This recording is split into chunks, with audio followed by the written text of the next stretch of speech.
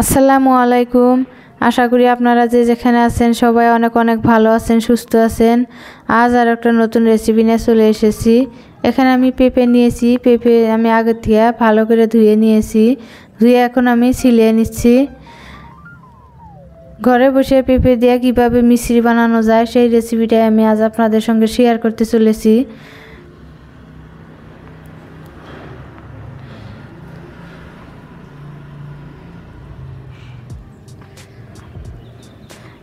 পেঁপে ছিলানো হয়ে গেছে, এখন আমি কেটে নিচ্ছি। কেটে ভিতরে যে বিচি আছে বিচিগুলোকে আমি ফেলে দেব।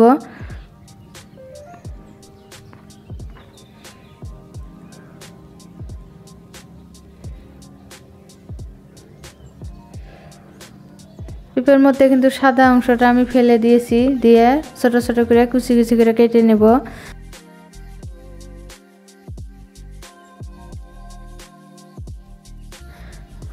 যেহেতু আমি মিক্সারে দিব সেই জন্য ছোট ছোট করে আমি কেটে নিলাম।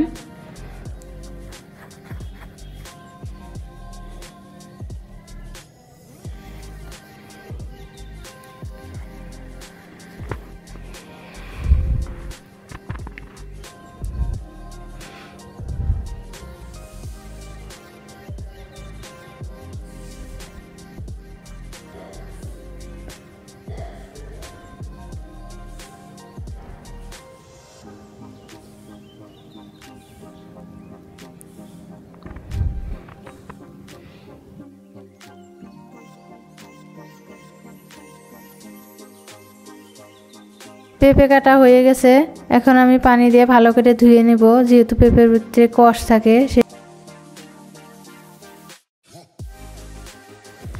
তিনবার করে পানি পাল্টায় পাল্টায় কিন্তু আমি ভালো করে ধুয়ে নিচ্ছি। এখন সরাসরি আমি মিক্সার জারের মধ্যে দিয়ে দিলাম। একটা পেঁপে কিন্তু একবারে দেওয়া যাবে না, তিনবারে আমি দিয়ে দেব। যেহেতু ছোট মিক্সারের জারটা নিয়েছি সেই জন্যে অল্প পানি দিয়ে দিয়েছি, 1 কাপের মতো পানি দিয়ে দিলাম। দিয়ে এখন আমি পেস্ট করে নেব।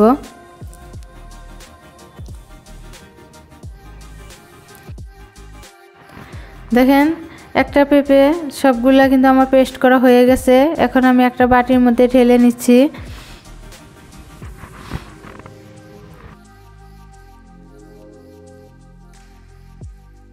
এখন আমি লোহার ছাঁকনি দিয়ে আমি ছেঁকে নেব।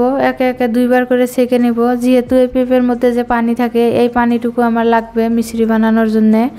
আর বাকি উপরে যে দানা দানা থাকবে এই পেঁপেগুলো আমার লাগবে না, সেই জন্য কিন্তু আমি দেখেন ভালো করে ছেঁকে নিচ্ছি।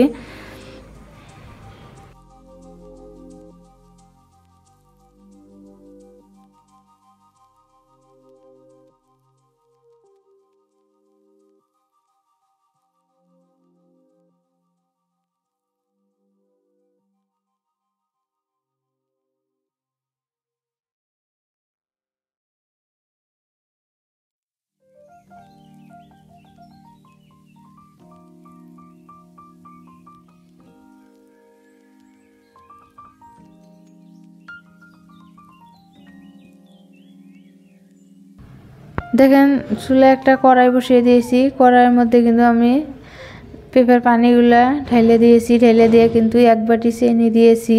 1 বাটি পেঁপের জন্য 1 বাটি চিনি আমার যথেষ্ট, আর বেশি লাগবে না।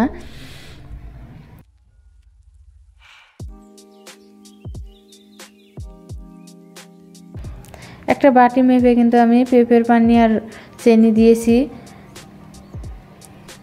আমার ভিডিওটা যদি আপনাদের একটু ভালো লাগে থাকে প্লিজ লাইক কমেন্ট শেয়ার করে দেবেন। নতুন বন্ধু হলে আমার চ্যানেলটাকে সাবস্ক্রাইব করে দেবেন। প্লিজ সাবস্ক্রাইব করে দেবেন, বেল আইকনটি বাজিয়ে দেবেন। প্লিজ ভিডিও শেষে একটা লাইক দিয়ে দেবেন। আপনাদের একটা লাইকে আমার নতুন ভিডিও বানানোর উৎসাহ জাগে। একটা ভিডিও বানাতে অনেক কষ্ট, অনেক সময়ের ব্যাপার। এত কষ্ট করে ভিডিও বানাই, ভিডিও বানালে ভিউজ আসে না, তখন মন ভেঙে যায়। প্লিজ ভিডিও শেষে একটা লাইক দিয়ে দেবেন।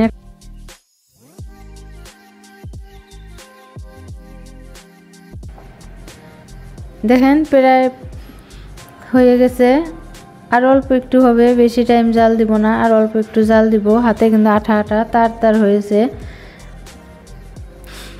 দেখেন বন্ধুরা, মিষ্টি বানানোর জন্য একদম রেডি হয়েছে।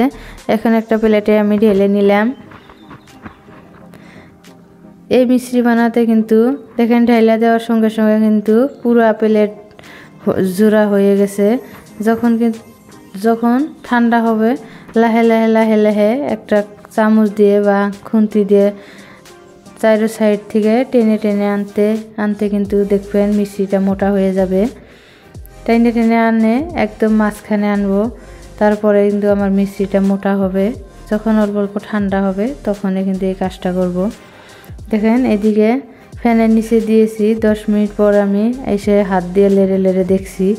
দেখেন ঘন হয়ে আসছে, তাহলে কিন্তু আরও ঘন হয়ে আসবে। তখন কিন্তু আমি খুন্তি দিয়ে দেখেন একদম টেনে টেনে মাঝখানে এনেছি। আনার পরে পুরো 1 ঘন্টা পর আমি ফিরে এসেছি। একটা চামচ দিয়ে চাপ দেওয়ার সঙ্গে সঙ্গে উঠে যায়। তার জন্য প্লেটে কোনো তেল বা ঘি কোনো কিছু লাগাবেন না। যখন পুরাপুরি শুকিয়ে উঠবে, যখন পুরাপুরি শুকিয়ে যাবে তখন কিন্তু একটা চামচ বা খুন্তি দিয়ে হালকা করে চাপ দিলে উঠে যাবে। দেখেন ভেঙে ভেঙে আপনাদেরকে দেখাই দিচ্ছি। এই মিষ্টি বানানোর জন্য আমার কোনো সাহস নাই, সেজন্য আমি গোল গোল করতে পারি নাই, হাত দিয়ে ভেঙে ভেঙে নিচ্ছি। বাচ্চারা যদি পেঁপে খেতে না চায়, এভাবে ঘরেই বাচ্চাদেরকে পেঁপে দিয়ে চিনি দিয়ে বা বাতাসা দিয়ে মিষ্টি বানিয়ে দিতে পারবেন। কিনে আনার থেকে ঘরে বানিয়ে মিষ্টি খেলে কিন্তু বেশি ভালো লাগে। দিয়ে ঘরে বানিয়ে ফেলুন মিষ্টি। এই মিষ্টি ঘরে বানিয়ে বাচ্চাদেরকে একবার খাওয়ান, দেখবেন দোকানে মিষ্টি আর খাইতেই চাইবে না। এই মিষ্টি এতটাই ভালো লাগে। এই মিষ্টি কিন্তু খালে উপকার আছে। সবাই অনেক অনেক ভালো থাকেন, সুস্থ থাকেন। আসসালামু আলাইকুম।